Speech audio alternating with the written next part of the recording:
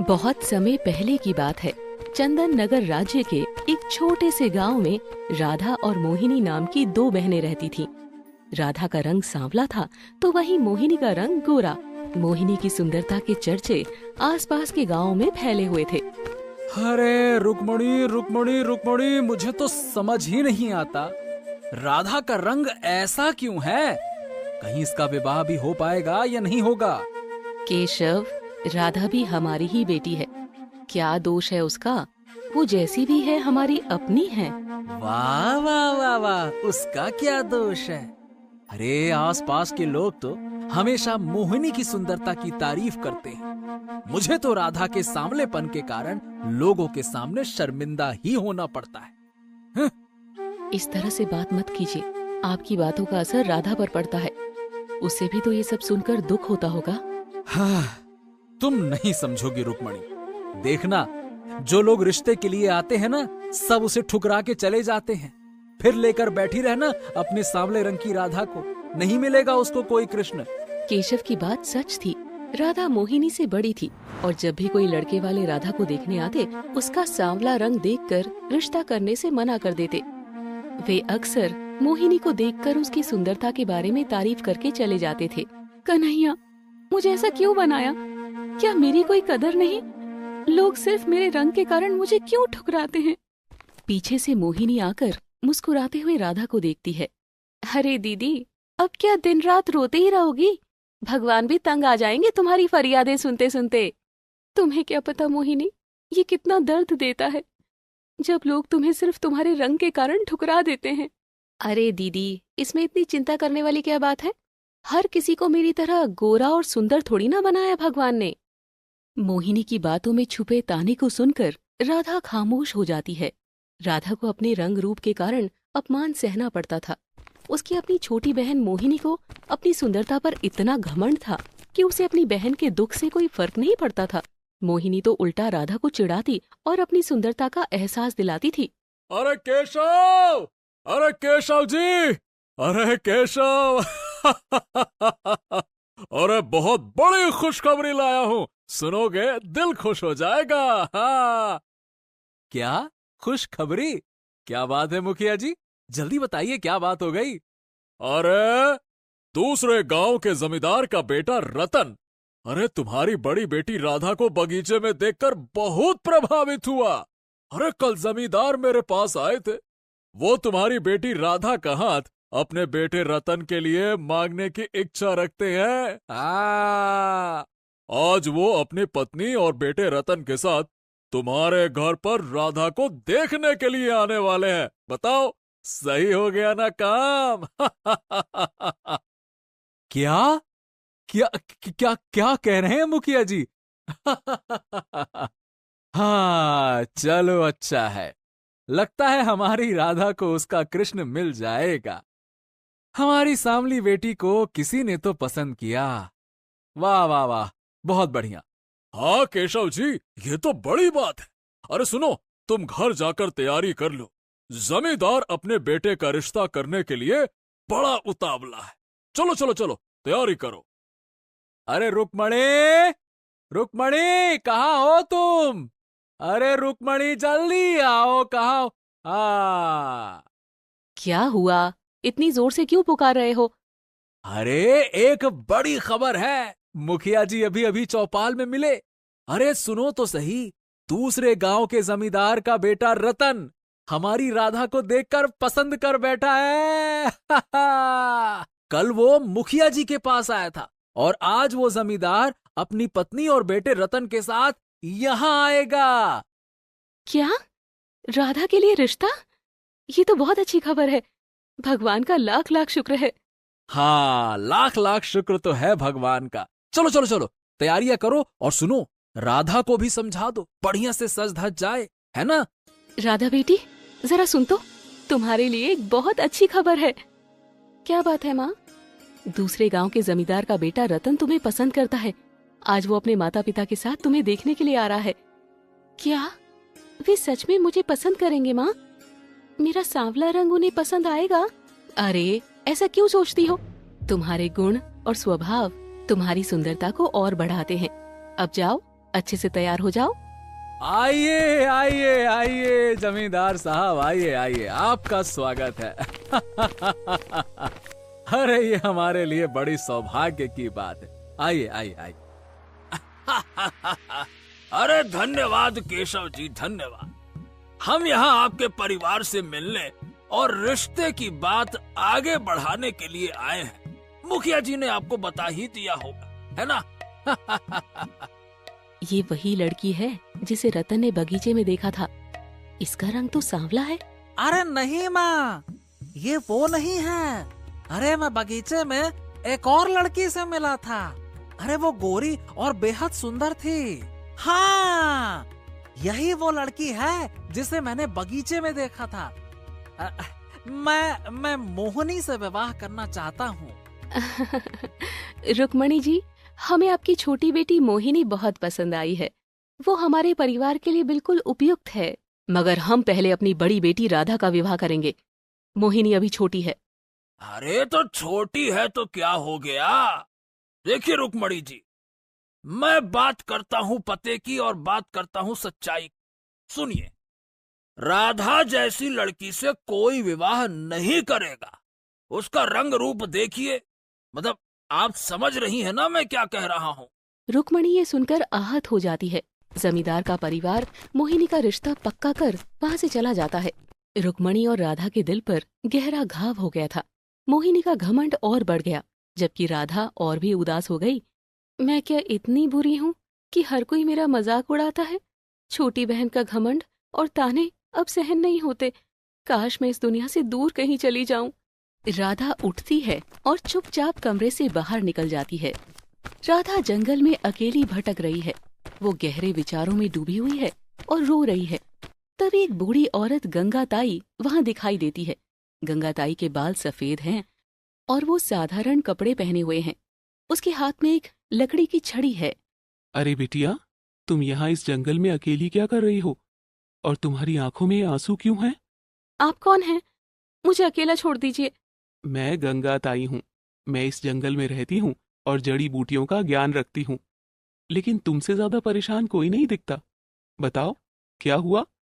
कुछ नहीं, आप चली जाइए। मुझे किसी से बात नहीं करनी। बेटिया, दुख को अपने दिल में रखना अच्छा नहीं होता। अगर किसी से बांटोगी तो मन हल्का होगा। मुझे बताओ, तुम्हारी परेशानी क्या है? राधा कुछ देर चुप रहती है, फिर वो आहिस्ता आहिस्ता अपनी पूरी कहानी सुनाने लगती है। मेरे अपने ही लोग मुझे मेरे सांवले रंग की वजह से पसंद नहीं करते। मेरे पिता हमेशा मेरी छोटी बहन मोहिनी की तारीफ करते हैं। हर जगह मेरी तुलना उससे की जाती है। उसका गोरा रंग उसकी खूबसूरती का कारण है और मेरा सांवला रंग मेरा सबसे बड़ा दोष। तो क्या तुम भी ये मान बैठी हो कि खूबसूरती सिर्फ गोरे रंग में होती है? बिटिया, तुम्हारा दुख समझ सकती हूँ, पर याद रखो, असली खूबसूरती मन की होती है। मन की खूबसूरती से कोई रिश्ता नहीं करता।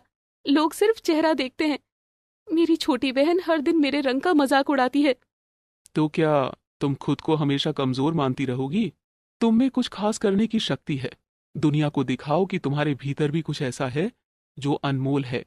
पर मैं क्या कर सकती हूँ? मेरे पास तो कोई गुण भी नहीं है। गुण सीखने से आते हैं बिटिया। मैं तुम्हें जड़ी बूटियों का ज्ञान सिखा सकती हूँ। ये ज्ञान तुम्हारे जीवन में बड़ा परिवर्तन ला सकता है। जड़ी बूटियों का ज्ञान? इससे क्या होगा? ज्ञान कभी व्यर्थ नहीं जाता। ये दूसरों की मदद करने के काम आता है और तुम्हारे आत्मविश्वास को बढ़ाएगा। पर मुझे ये सब सीखने का समय कहाँ मिलेगा? बिटिया, दिन भर के काम निपटाने के बाद तुम यहाँ आ सकती हो। धीरे धीरे सब कुछ सीख जाओगी। राधा कुछ देर तक सोचती है और फिर हामी भर देती है। ये देखो, ये तुलसी का पौधा है। ये न केवल बीमारियों को ठीक करता है, बल्कि मन को शांत भी रखता है। इसे पहचानना सीखो। इतनी अद्भुत बात मैंने कभी नहीं सोची थी। गंगाताई धीरे धीरे राधा को हर पौधे की उपयोगिता और उसके औषधीय गुण सिखाने लगती है। राधा बड़ी उत्सुकता से सब कुछ सीखती है। कुछ ही हफ्तों में राधा जड़ी बूटियों के ज्ञान में निपुण हो जाती है। वो अब आत्मविश्वास से भरी हुई दिखती है। उसकी आंखों में एक नई चमक और चेहरे पर सुकून है। गंगाताई प्रसन्न होकर कहती है, बिटिया, मुझे तुम पर गर्व है। तुमने इतनी जल्दी सब कुछ सीख लिया। अब देखना, ये ज्ञान तुम्हारे जीवन को बदल देगा। आपका धन्यवाद गंगाताई, आपके बिना ये संभव नहीं था। धन्यवाद मुझे नहीं, खुद को दो। तुमने खुद को बदलने की हिम्मत दिखाई है। गंगाताई का ज्ञान राधा के लिए संजीवनी बन गया। उसने राधा के भीतर आत्मसम्मान और आत्मविश्वास की नई भावना भर दी थी।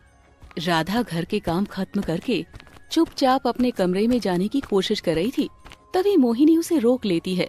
ओहो मेरी प्यारी बहन, आज फिर दिन भर कहाँ गायब थी? लगता है कहीं अपने काले रंग को गोरा करने का कोई नया उपाय ढूंढने गई थी।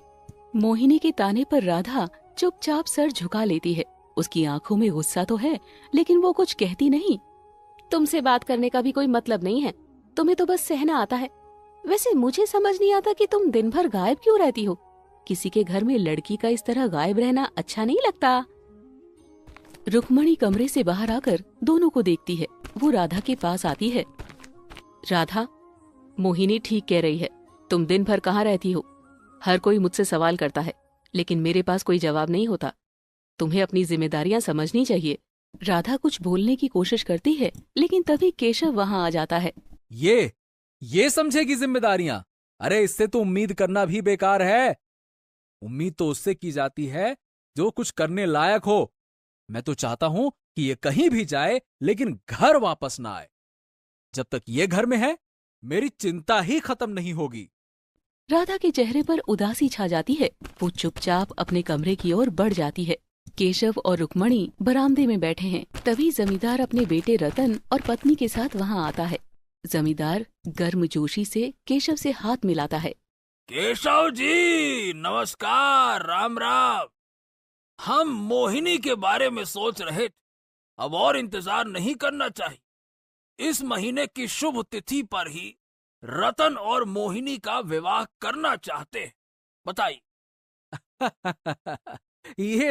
ये तो हमारे लिए बड़े सम्मान की बात होगी। हम पूरी तैयारी करेंगे। जमींदार परिवार खुश होकर वहाँ से चला जाता है। गांव में बड़ी धूमधाम से मोहिनी का विवाह होता है। पूरा गांव इकट्ठा होता है। मोहिनी शाही कपड़ों में सजी हुई बहुत खुश नजर आती है। राधा दूर से खड़ी होकर ये सब देख रही थी। उसकी आंखों में खुशी के आंसू और उदासी दोनों झलकते हैं। तुम यहीं खड़ी रहो दीदी, मेरा आनंद देखने का तुम्हें और कोई मौका नहीं मिलेगा। राधा चुप रहती है। मोहिनी विदा होकर जमींदार की हवेली चली जाती है। मोहिनी के जाने के बाद केशव का ध्यान बार बार मोहिनी की यादों पर जाता है, लेकिन राधा को देखते ही उसका गुस्सा भड़क उठता है। अरे तू क्यों मेरे सामने बार बार आती है? कहीं चली क्यों नहीं जाती यहां से? एक तो मोहिनी बिटिया की कमी खलती है, उसकी याद आती है, दुख होता है, लेकिन जैसे ही तुझे देखता हूं बुरा लगता है, गुस्सा आता है। केशव, ऐसा क्यों कहते हो? वो भी तुम्हारी बेटी है। उसे सहारा देने की बजाय तुम उसे दोष क्यों दे रहे हो? सहारा?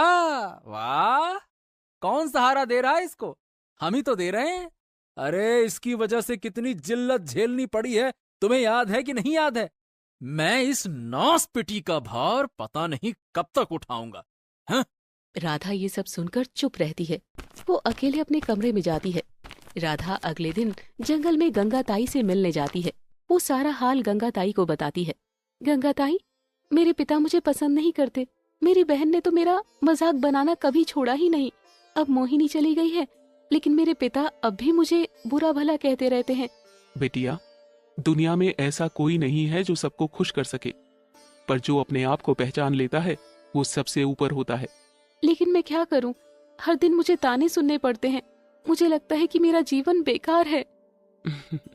तुम्हारा जीवन बेकार नहीं है। तुम्हारे पास जो ज्ञान है वो किसी भी हीरे से कम नहीं। तुमने जड़ी बूटियों का जो ज्ञान सीखा है उसे अपनी ताकत बनाओ। एक दिन यही ज्ञान तुम्हारे पिता की बोलती बंद करेगा। क्या ये संभव है? बिल्कुल। सुंदरता समय के साथ फीकी पड़ जाती है, लेकिन ज्ञान हमेशा बढ़ता है।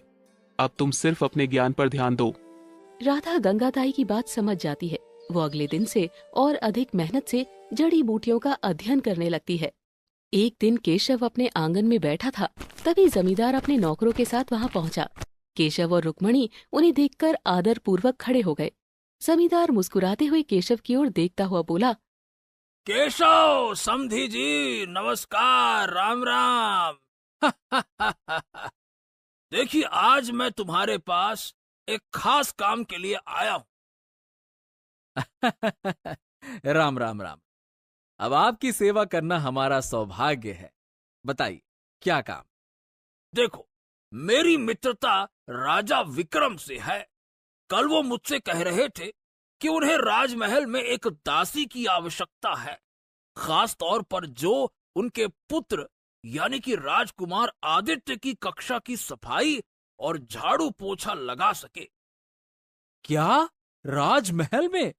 हाँ, और जैसे ही मैंने ये बात सुनी, मेरे दिमाग में सबसे पहले तुम्हारी बेटी राधा का ख्याल आया। ये सुनकर रुक्मणी हैरान हो जाती है। वो आगे बढ़कर जमींदार से कहती है, लेकिन राधा को ऐसा काम? अरे सुनो तो रुक्मणी, उसकी शक्ल और हालात भी वैसे ही तो हैं। झाड़ू पोछा लगाने वाली दासी के लिए इससे बेहतर कौन हो सकता है। और सोचो, तुम्हारी आमदनी भी हो जाएगी। अब तुम्हारा बेटा तो है ही नहीं, और मुझे तो ये भी नहीं लगता कि राधा का विवाह हो पाएगा। जैसी उसकी शक्ल सूरत है, जैसा उसका रंग है, कौन करेगा उससे विवाह। इससे अच्छा है कि वो काम करेगी, 4 पैसा कमाएगी, 2 पैसा तुमको देगी, 2 पैसा अपने पास रखेगी, सब कुछ सही हो जाएगा। क्यों भैया? केशव जमींदार की बातों से सहमत हो जाता है और सर हिलाता है। जमींदार ये देखकर संतुष्ट होता है और चला जाता है। राधा अपने कमरे में बैठी थी। केशव उसके पास आता है। राधा, मैंने तुम्हारे लिए एक काम तय किया है। कल से तुम राजमहल में काम करोगी। वहां तुम्हें राजकुमार आदित्य की कक्षा की सफाई करनी, ठीक है? पिताजी, राजमहल में दासी बनकर? हाँ, राजमहल में दासी, और इसमें क्या बुराई है? अरे तुम्हारे कारण वैसे ही तो हम शर्मिंदा रहते हैं। कम से कम कुछ कमाओगी तो सब कुछ अच्छे से चल पाएगा। और क्या? लेकिन मैं ये काम नहीं करूंगी। राधा का विरोध सुनकर केशव का गुस्सा भड़क उठता है। अरे मैंने ये नहीं पूछा कि तू करेगी या नहीं करेगी। नहीं करना है तो इस घर से निकाल दूंगा, यहां से चली जा।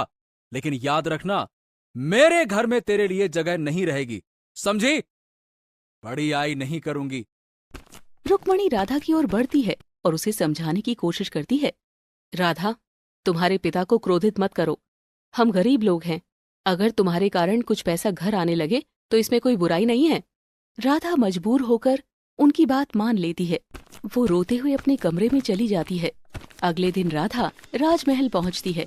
महल का वैभव देखकर वो चकित हो जाती है। उसे एक नौकरानी राजकुमार आदित्य की कक्षा में ले जाती है। यही वो कक्षा है जिसे तुम्हें रोज साफ करना होगा। राजा साहब चाहते हैं यहाँ सब कुछ चमकता रहे। राधा बिना कुछ कहे काम में लग जाती है। वो झाड़ू लगाने लगती है। अचानक राजकुमार आदित्य वहाँ आ जाता है। अरे दासी, तुम्हारे जैसे लोग महल में काम कैसे करते हैं? अरे तुम्हारा रंग तो ऐसा है जैसे सीधे जंगल से आई हो। राधा चुपचाप सफाई करती रहती है। उसकी आंखों में आंसू है, लेकिन वो उन्हें रोक लेती है। क्यों? कहीं तुम झाड़ू लगाने के अलावा कुछ और भी कर सकती हो क्या? राधा कुछ नहीं कहती और अपना काम जारी रखती है। आदित्य वहाँ से मुस्कुराते हुए चले जाता है। कुछ दिनों बाद मोहिनी अपने पति रतन के साथ मायके आती है। वो घर में कदम रखते ही राधा को देखकर हंसने लगती है। अरे देखो तो, मेरी बहन अब राजमहल की दासी बन गई है। वाह वाह, क्या बात है। रतन भी मोहिनी की बातों पर हंसता है। अरे सच कहती हो मोहिनी, दासी का काम तो इसके चेहरे पर लिखा हुआ है। आखिर ये नौकरानी की तरह ही तो दिखती है, क्यों राधा? मोहिनी घमंड से कहती है, राधा, तू दासी बनकर खुश तो है ना? वैसे भी तू राजकुमारी की नौकरानी बनने लायक ही थी।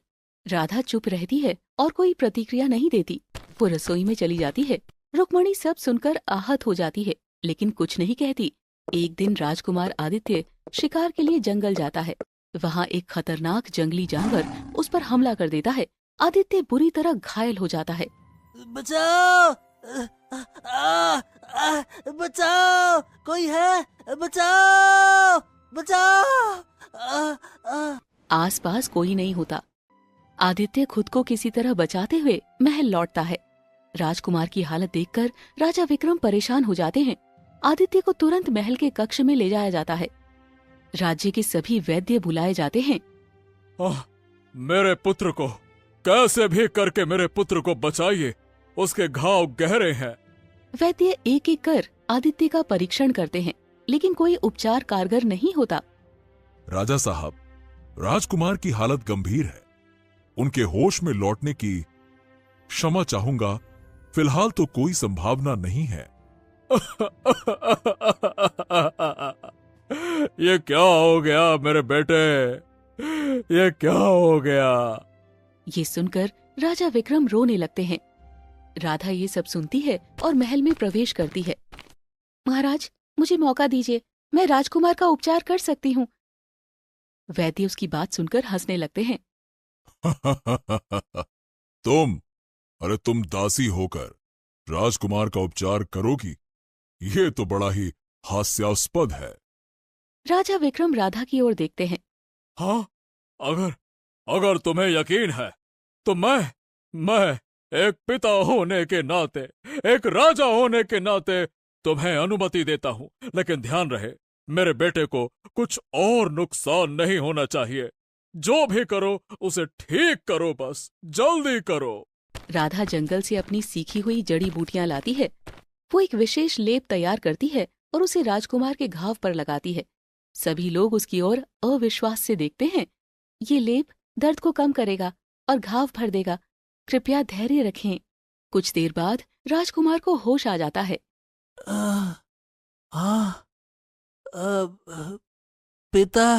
पिताजी। ये देखकर राजा विक्रम की आंखों में खुशी के आंसू आ जाते हैं। राधा, राधा, राधा, तुमने असंभव को संभव कर दिखाया। मैं तुम्हारा ऋणी हूँ, मैं तुम्हारा आभारी हूँ। राधा, मैं तुम्हें ढेर सारा इनाम देना चाहता हूँ। बताओ, तुम्हारी क्या इच्छा है? महाराज, मैंने ये सब किसी इनाम के लिए नहीं किया।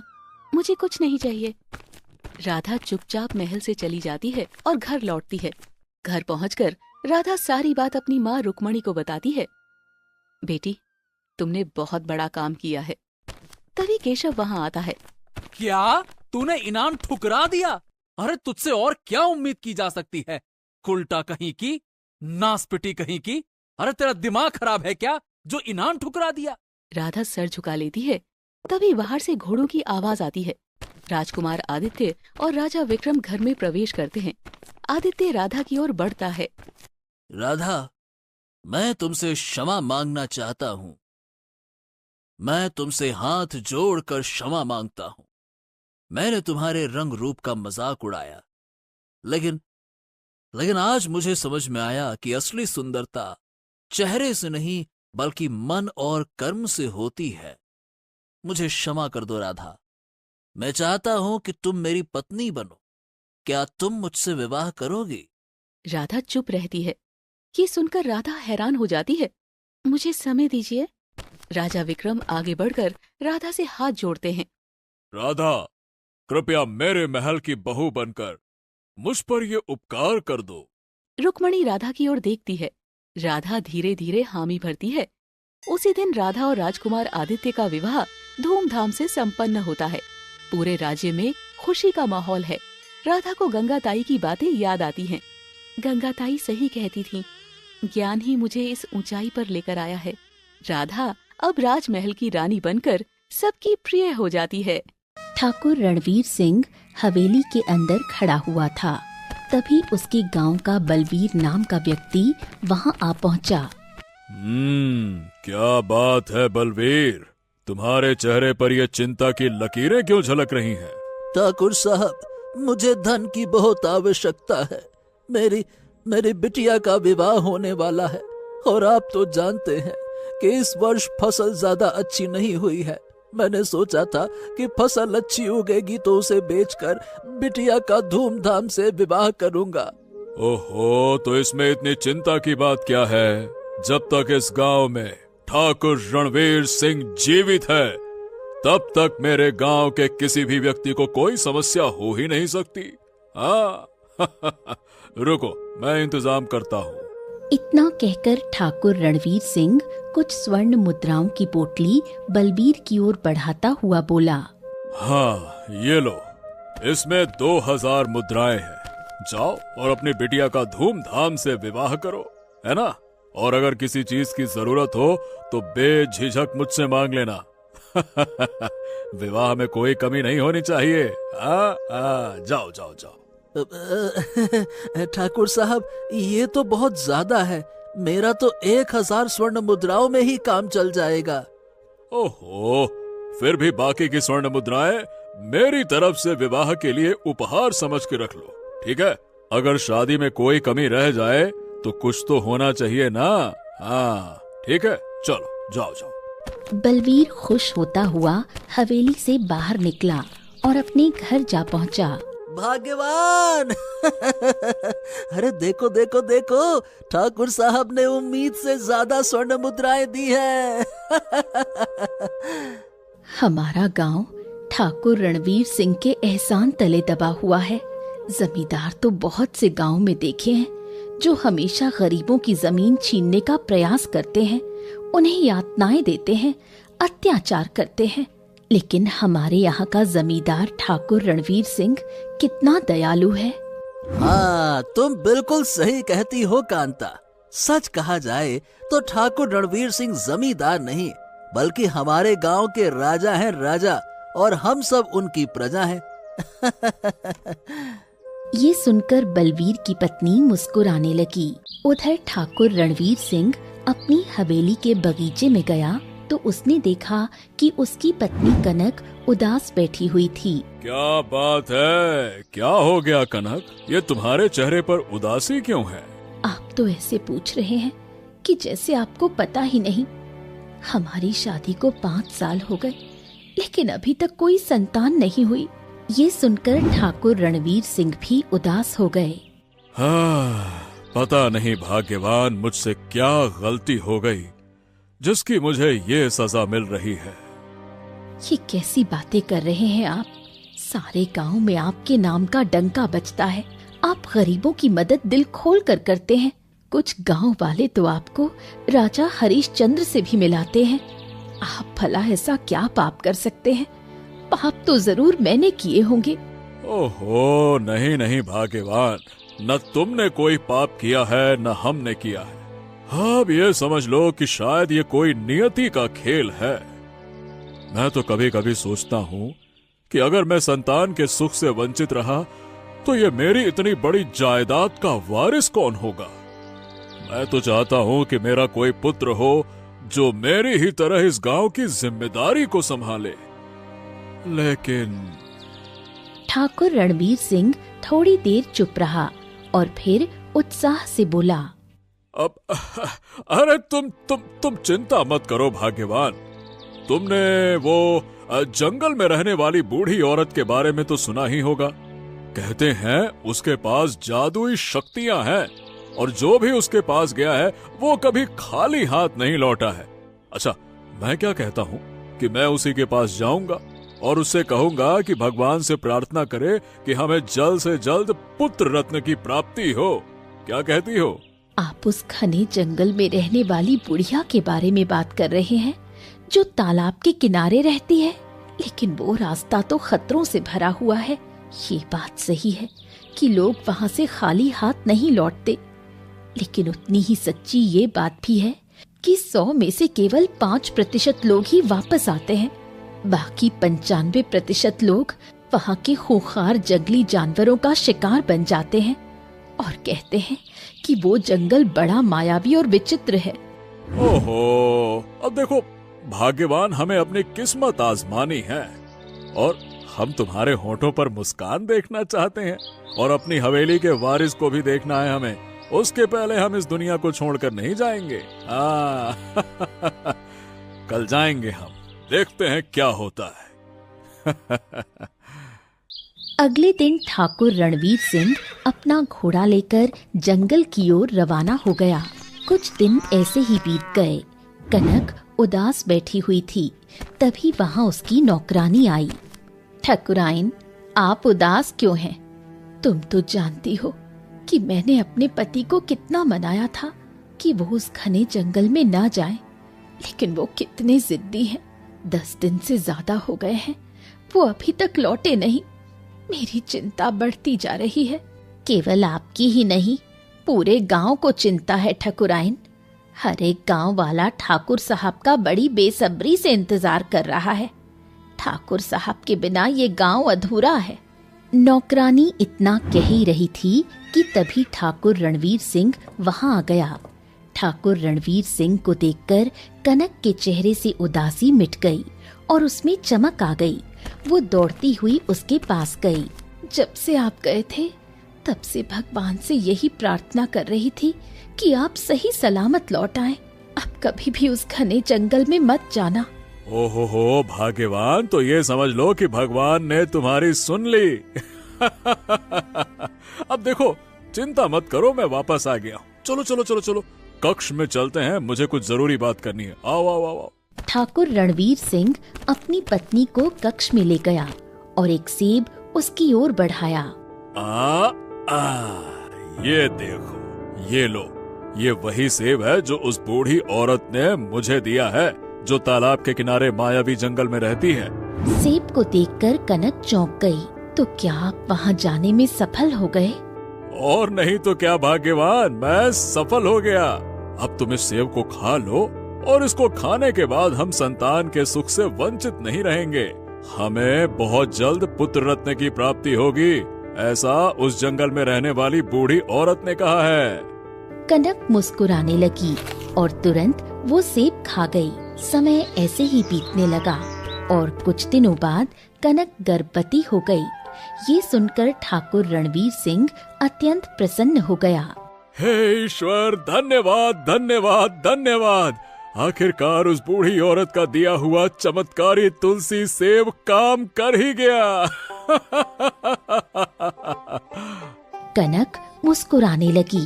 कुछ समय बाद कनक ने एक सुंदर पुत्र को जन्म दिया। अरे भाई, आज पूरे गांव में हम अपने पुत्र के जन्म की खुशी में दावत देंगे। ऐलान कर दो कि आज से 1 हफ्ते तक हमारे गांव के जितने भी निवासी हैं, उन सबको अच्छा खाना और कपड़े हमारी ओर से दिए जाएंगे। ये ऐलान सुनकर सारे गांव में खुशी का माहौल व्याप्त हो गया। हम अपने पुत्र का क्या नाम रखेंगे? देखो भाग्यवान, हम अपने पुत्र का नाम नहीं रखेंगे। सुनो सुनो सुनो सुनो, क्या है कि एक साधु से काफी समय पहले मेरी जंगल में मुलाकात हुई थी। अब वो यहाँ आने वाले हैं, तो मैं चाहता हूँ कि हमारे पुत्र का नामकरण उसकी कुंडली देखकर की जाए। क्यों, सही है ना? कनक मुस्कुराने लगी। अगली सुबह एक साधु हवेली में आया।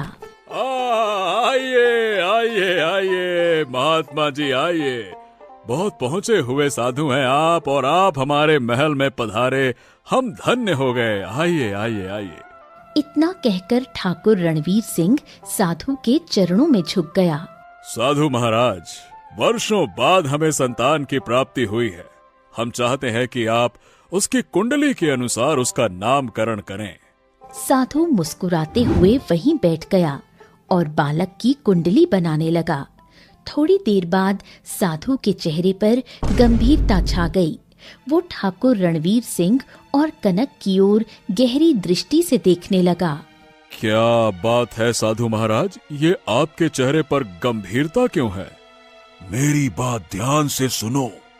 इसका नाम अशोक रखना, और हाँ, कुंडली के अनुसार तुम्हारा ये पुत्र अब 25 वर्ष से अधिक नहीं जी पाएगा, इसीलिए इसकी आयु 25 वर्ष की ही है।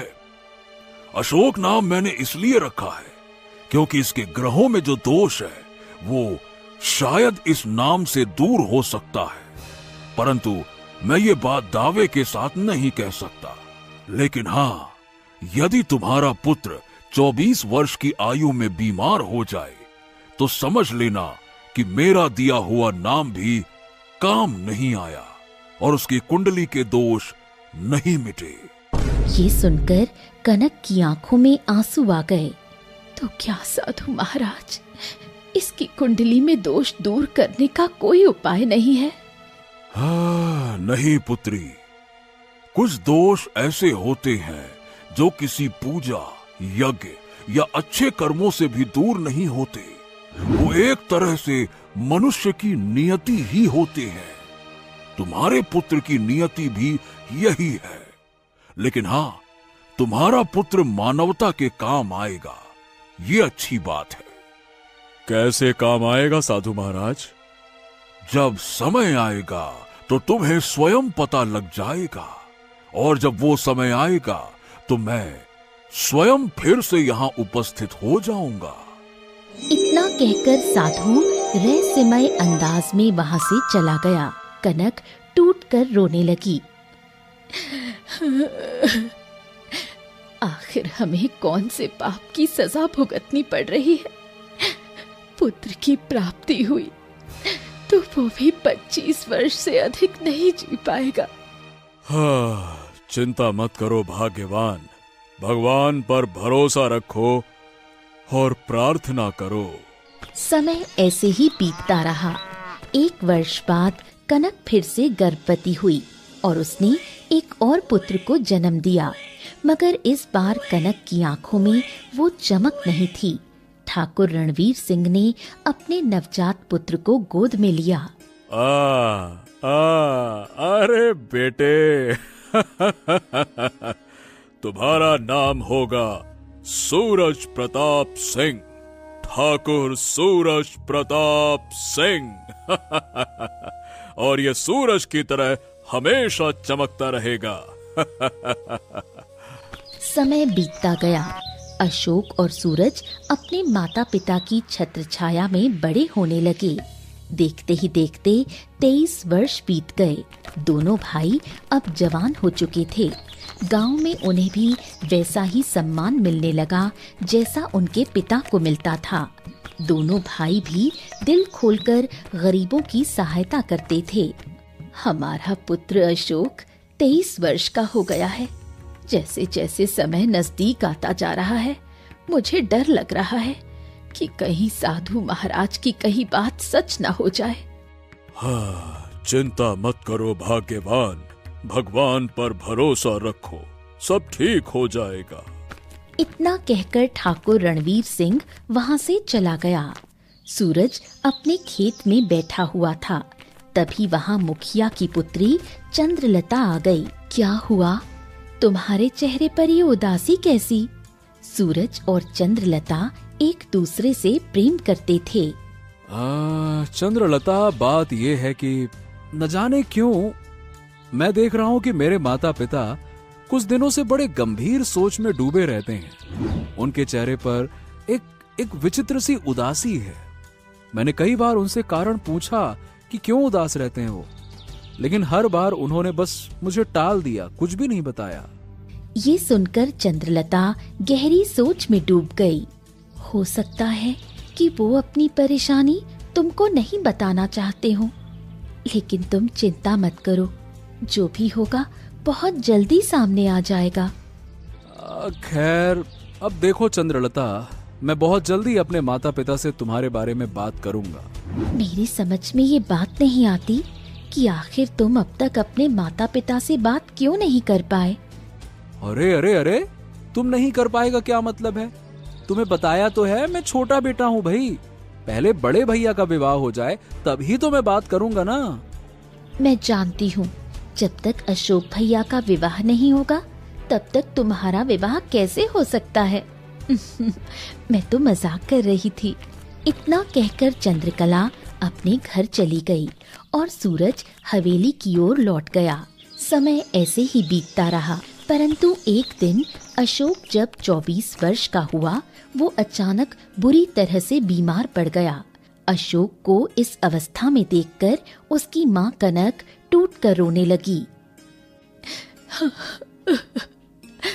जिस बात का डर था वही हुआ। तभी वहाँ सूरज आ गया। सूरज को देखकर कनक और ठाकुर रणवीर सिंह अचानक चुप हो गए। पिताजी, ये क्या बात है? भैया बीमार पड़ गए हैं और आपने अभी तक गांव के किसी वैद्य को ही नहीं बुलाया। मैं जाता हूँ, मैं गांव के वैद्य को लेकर आता हूँ। कुछ देर में वैद्य वहां आया और अशोक की जांच करने लगा। थोड़ी देर बाद उसने गंभीर स्वर में कहा, बात ये है कि इनकी बीमारी बड़ी विचित्र है, इनका इलाज संभव नहीं है, क्षमा करें। इतना कहकर वैद्य वहां से चला गया। ठाकुर रणवीर सिंह और उसकी पत्नी कनक की आंखों से आंसू बहने लगे। दोनों रोने लगे।